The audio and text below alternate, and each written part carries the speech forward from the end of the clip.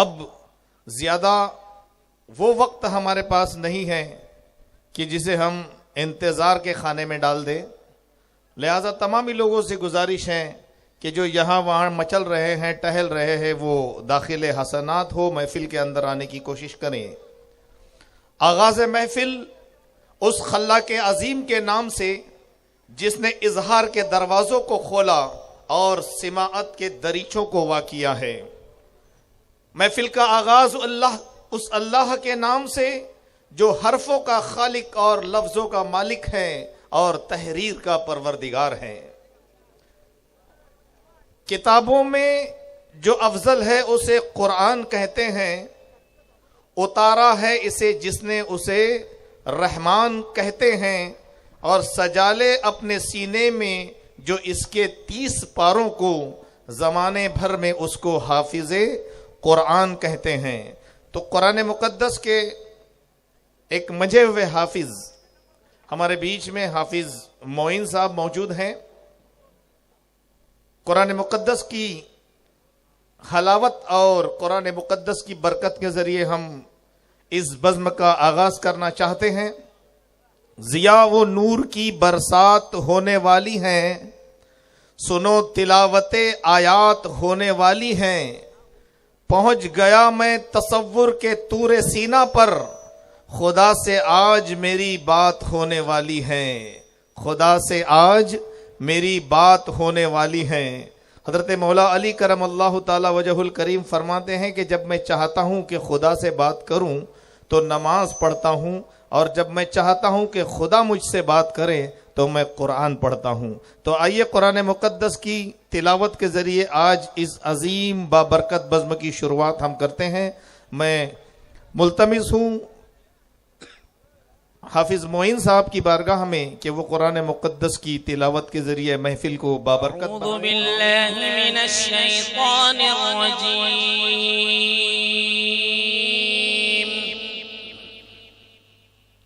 بسم اللہ الرحمن الرحیم،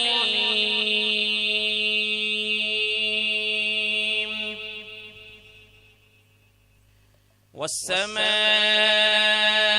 ذات البروج، واليوم الموعود، وشاهد ومشهود،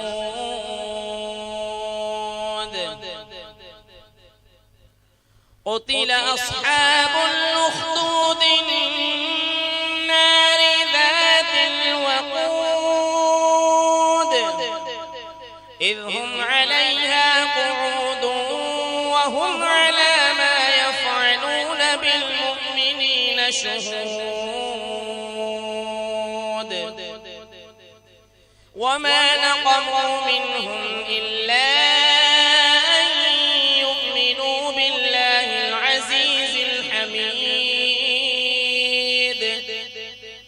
الذي له ملك السماوات والأرض والله على كل شيء شهيد،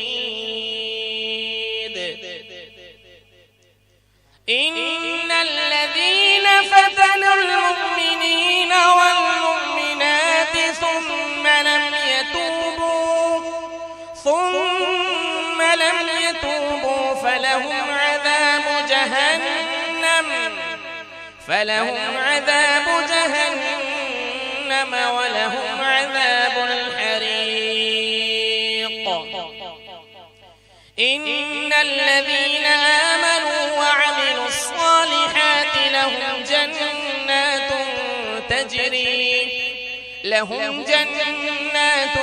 تجري من تحتها الأنهار،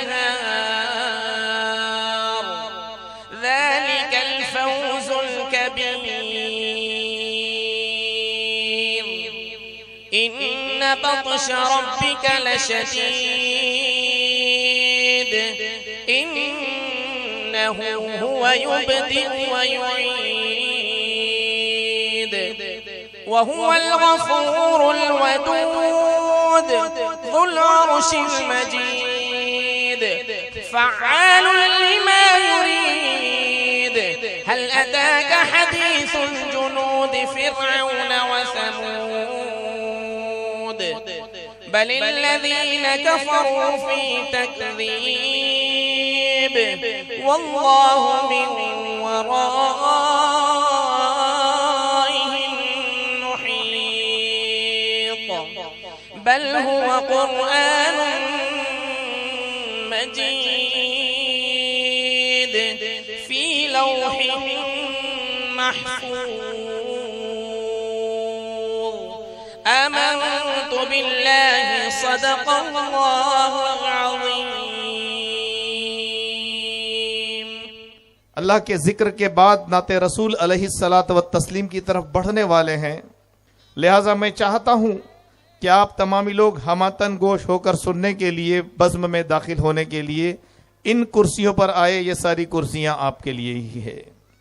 کسی نے کہا ہے نا کہ اللہ میری فکر کو اتنی رسائی دے، اللہ میری فکر کو اتنی رسائی دے، میں سوچنے لگوں تو مدینہ دکھائی دے، اور کانوں میں گھل رہا ہے میرے لہجے بلال، آواز کیسے کوئی دوسری سنائی دے. تو جناب رسالت مآب علیہ الصلاۃ والتسلیم کی بارگاہ میں اس بزم کا دوسرا سیشن، دوسرا مرحلہ نعت رسول علیہ الصلاۃ والتسلیم کے ذریعے کہا گیا ہے نا کہ تیرے تذکرے کے قابل میری عاجزی کہاں ہے، تیرا نام ہے محمد، تیرا ذکر آسماں ہے، تیرا نام ہے محمد، تیرا ذکر آسماں ہے. تو اس عظیم المرتبت ذکر والے نبی کی مدح سرائی کے لیے میں آواز دوں گا جناب مولانا حیدر ثنائی صاحب کو کہ وہ آئے اور بارگاہ رسول علیہ الصلاۃ والتسلیم میں مدح سرائی پیش کرے اور بارگاہ رسول علیہ الصلاۃ والتسلیم کے فیض و برکات محفل کو فراہم کرنے کی کوشش کریں. آپ لوگ بھی اللہ کا ذکر اور سبحان اللہ کہہ کر اپنے بیداری کا ثبوت دیں. السلام علیکم. صلی اللہ علیہ یا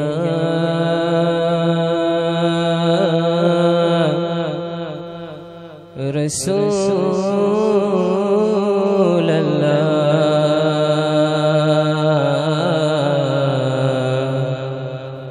وسلم علیک یا حبیب اللہ. پورے قد سے کھڑا ہوں یہ احسان ہے تیرا،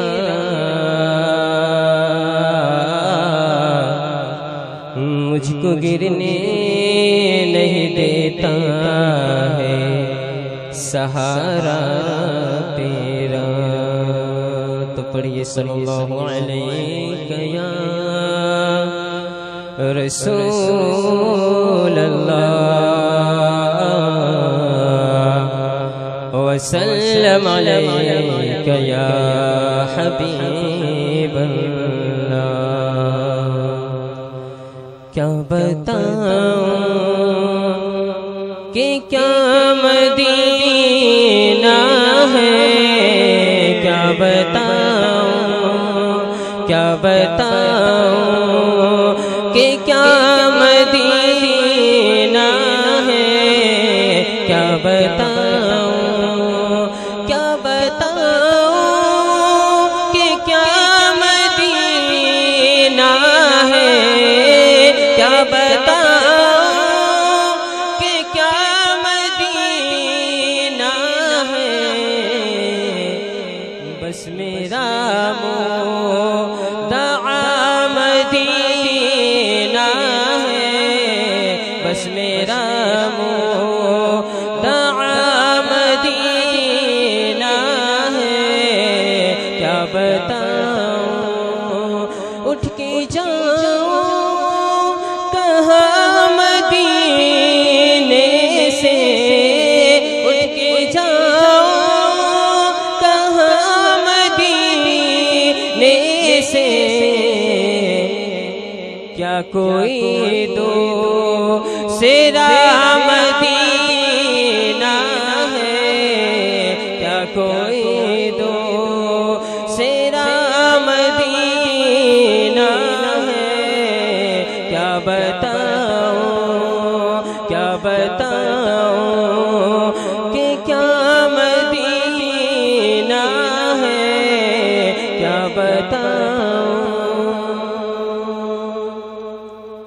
اس کی آنکھوں کا نور تو دیکھو، اس کی آنکھوں کا نور تو دیکھو، جس کا دیکھا ہوا مدینہ ہے، جس کا دیکھا ہوا مدینہ ہے، کیا بتاؤں کیا بتاؤں کہ کیا مدینہ ہے، کیا بتاؤں، دل فدا ہے مدینے والے پر، دل فدا ہے مدینے والے پر، دل منور ہے یا مدینہ ہے، دل منور ہے یا مدینہ ہے، دل منور، دل فدا ہے، دل فدا ہے، دل فدا ہے، دل فدا ہے، دل فدا ہے، دل فدا ہے، دل فدا ہے مدینے والے پر، دل فدا ہے مدینے والے پر، دل منور ہے یا مدینہ ہے، دل منور ہے یا مدینہ ہے، کیا بتاؤں، دنیا والے تو درد دیتے ہیں، دنیا والے تو درد دیتے ہیں، درد دل ہے، درد دل کی دوا مدینہ ہے، درد دل کی، درد دل کی دوا مدینہ ہے، کیا بتاؤں کیا بتاؤں کہ کیا مدینہ ہے، بس میرا مدعا مدینہ ہے۔ نعت عربی کا وہ لفظ ہے جو آج تک صرف اور صرف اوصاف محمدی صلی اللہ علیہ وسلم لکھنے کے لیے ہی استعمال ہوا ہے۔ نعت دراصل کونین کی اس کامل ترین شخصیت کی قصیدہ خوانی ہے جس کے ایقان، جس کے ادراک، جس کے اخلاق، جس کے تدبر، جس کی فصاحت و بلاغت، جن کے عفو و درگزر کا اس پوری کائنات میں کوئی ثانی نہیں ہے۔ بے شک جس رسول پر نعت رسول علیہ السلام کا ہدیہ پیش کیا جاتا ہے ان کی ذات مرکز درود و سلام ہے۔ نعت کا سلسلہ دنیا بننے سے قبل شروع ہوتا ہے اور دنیا بننے سے پہلے اللہ تبارک و تعالیٰ نے انبیاء کرام کے درمیان عالم میثاق میں اپنے محبوب صلی اللہ علیہ وسلم کی مدح سرائی فرمائی ہے۔ سورہ آل عمران کو جب آپ پڑھتے ہیں تو ہمیں یہ بات سمجھ میں آتی ہے کہ کس طرح عالم ارواح میں اللہ نے انبیاء کرام کی روحوں کے درمیان اپنے حبیب علیہ الصلاۃ والتسلیم کا ذکر کیا ہے۔ بہرحال ایک طویل بحث ہوگی۔ بارگاہ رسول علیہ الصلاۃ والتسلیم میں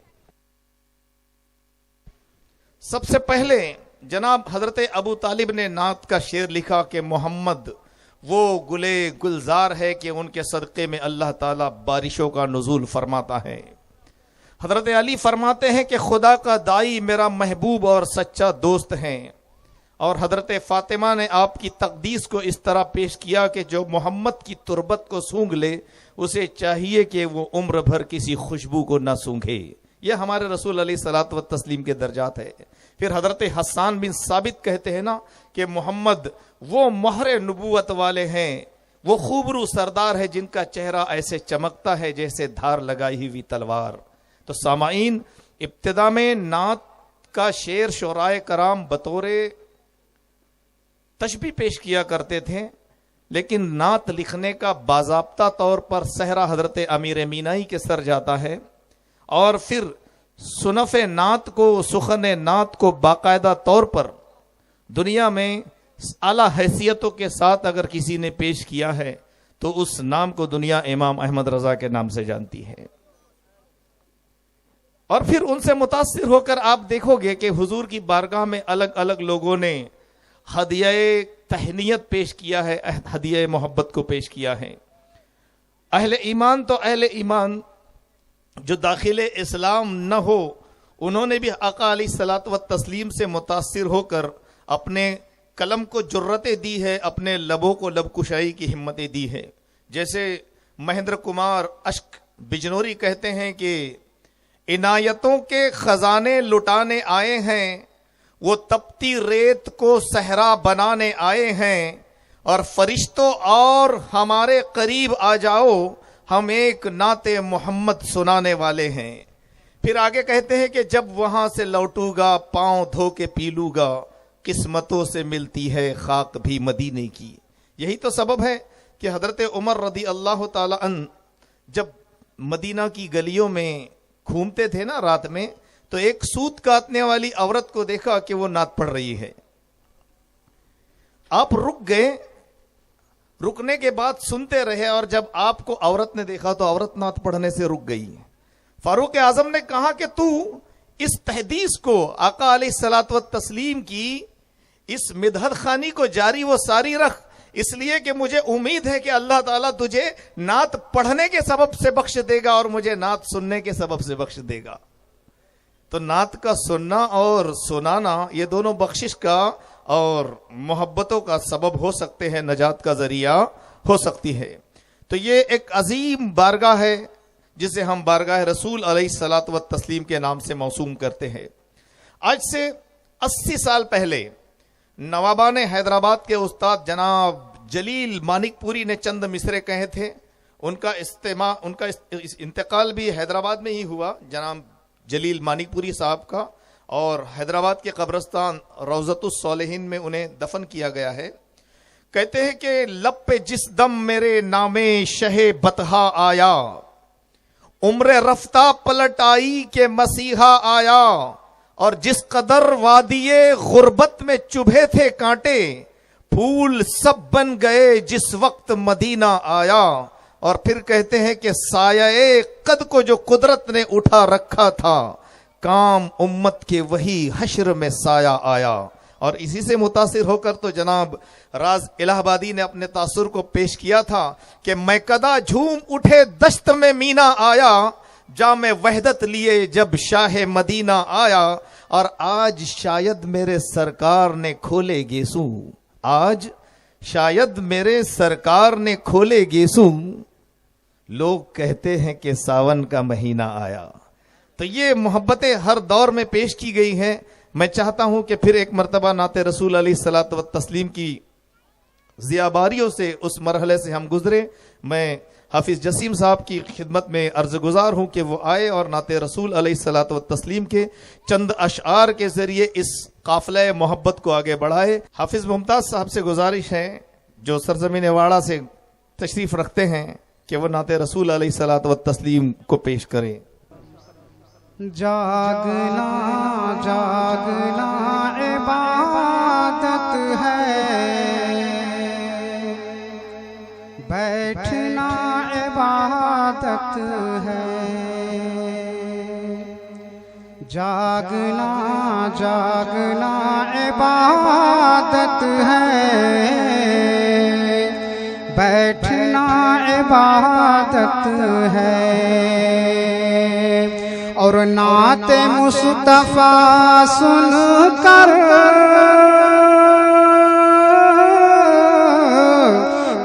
نعت مصطفیٰ سن کر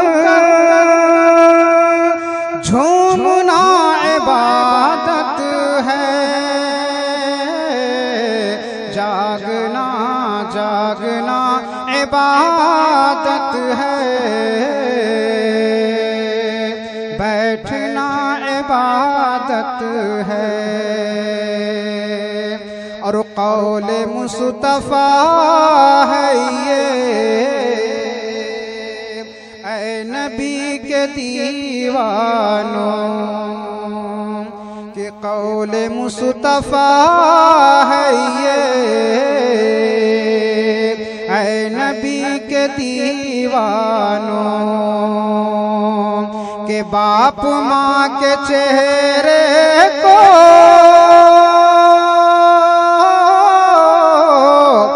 باپ ماں کے چہرے کو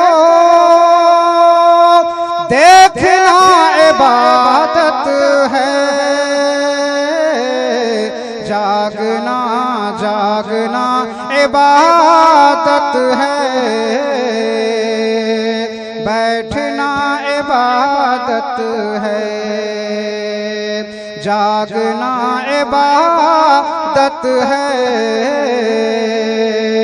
بیٹھنا عبادت ہے، بیٹھنا عبادت ہے، بیٹھنا عبادت ہے، کہ قول مصطفیٰ ہے یہ، اے نبی کے دیوانوں، کہ باپ ماں کے چہرے کو، کہ باپ ماں کے چہرے کو دیکھنا عبادت ہے، جاگنا عبادت ہے، بیٹھنا عبادت ہے۔ اور نام مصطفیٰ سن کر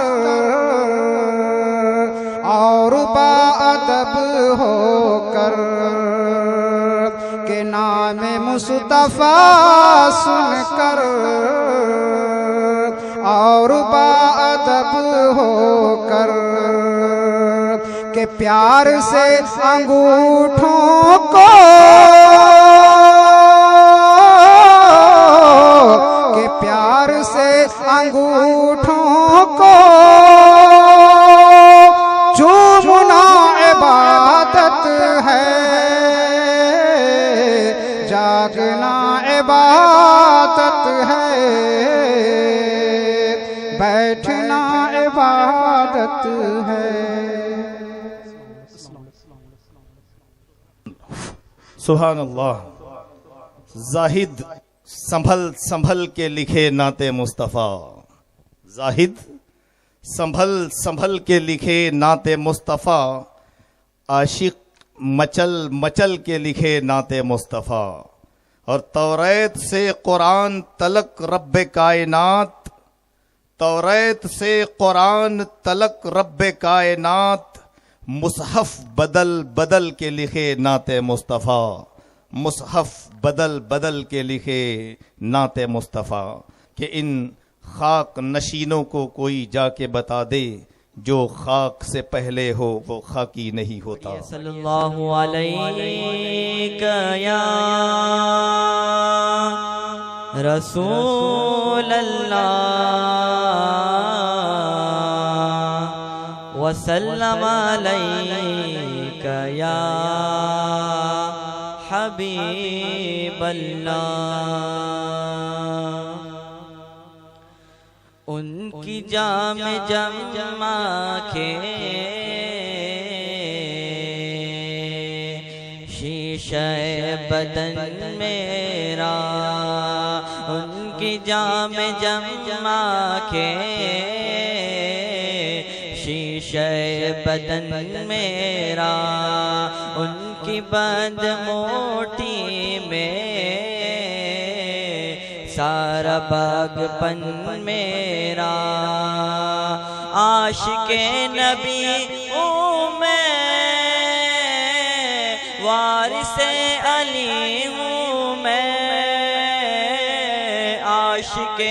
نبی ہوں میں، وارث علی ہوں میں لہو نہ پائے گا، میں لہو نہ پائے گا،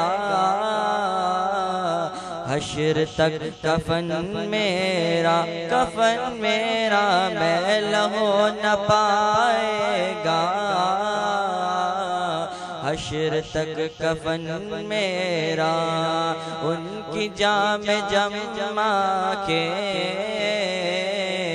شیشہ بدن میرا، ان کی بند موٹی میں سارا باغ پن میرا، عرض گنگ میری ہے، خطہ جمن میرا،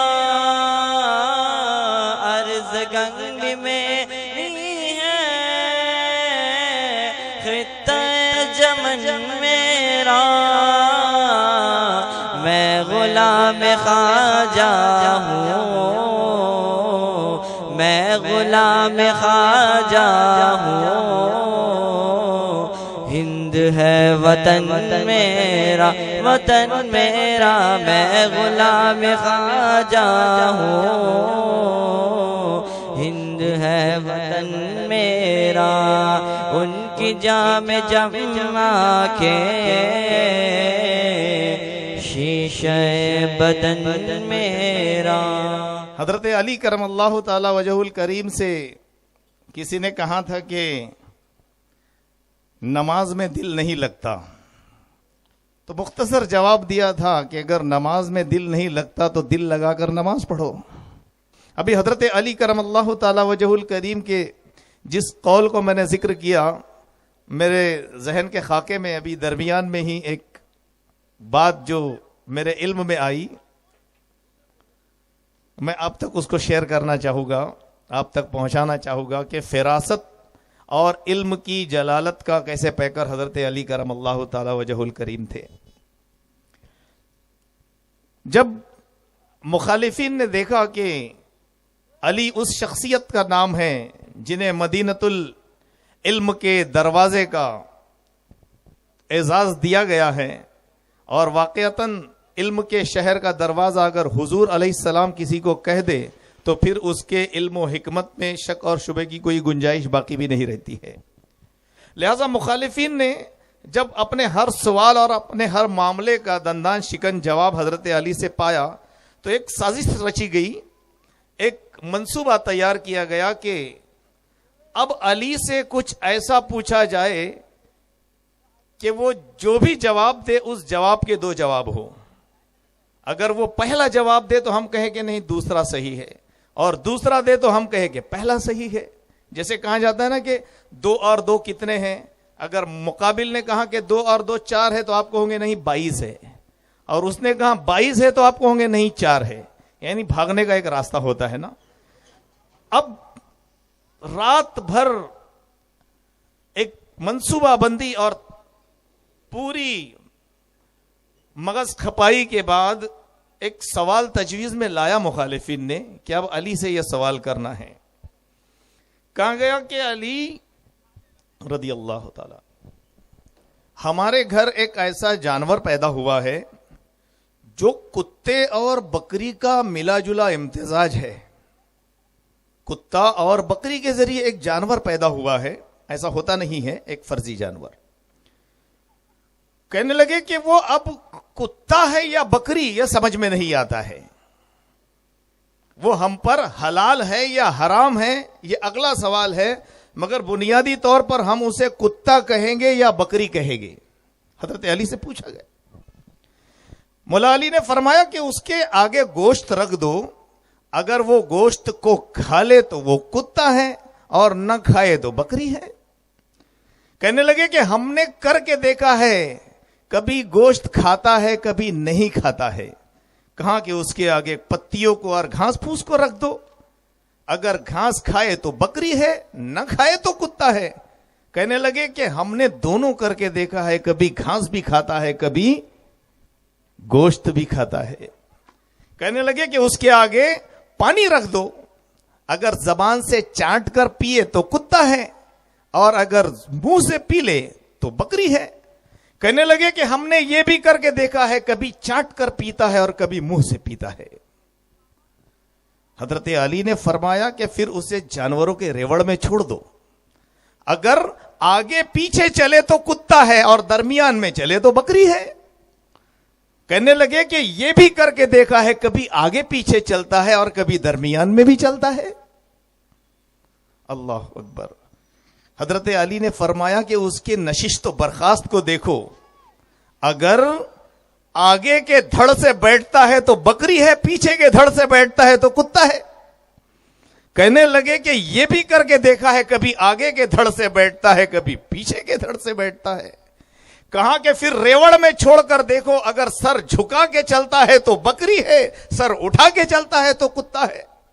کہنے لگے کہ ہم نے یہ بھی کر کے دیکھا، کبھی سر اٹھا کے چلتا ہے کبھی سر جھکا کے چلتا ہے، وہ بکری ہے یا کتا ہے؟ اب علم کو جلال آ گیا۔ حضرت علی نے فرمایا کہ گھر جا کے ذبح کر دو، اگر اوجھڑی نکلے تو بکری ہے، اتڑیا نکلے تو کتا ہے۔ یہ جلال ہے، یہ علم ہے۔